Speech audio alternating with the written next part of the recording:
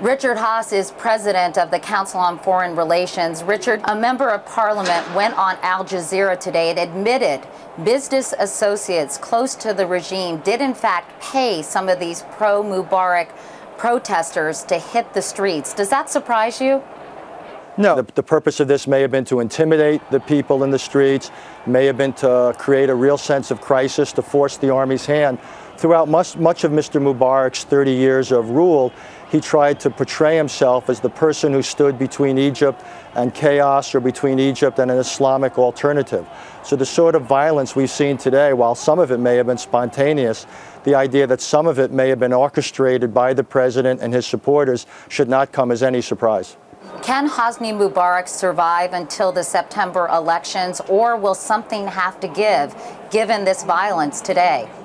I don't believe he can survive until the elections. I think the situation would continue to get worse, and I think the army will not let it get that far, and the army will step in. Hosni Mubarak also has to be careful here.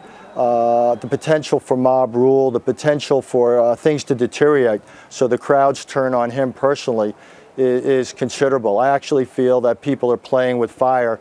Egypt today started to move exactly in the direction none of us wanted to see. When do you think the army will step up? A few more days like today, where the situation begins to spiral out of control and the army essentially either continues to look feckless and weak in the face of the crowds, or is forced to use violent means against the demonstrators. I don't believe that's an acceptable choice for this army.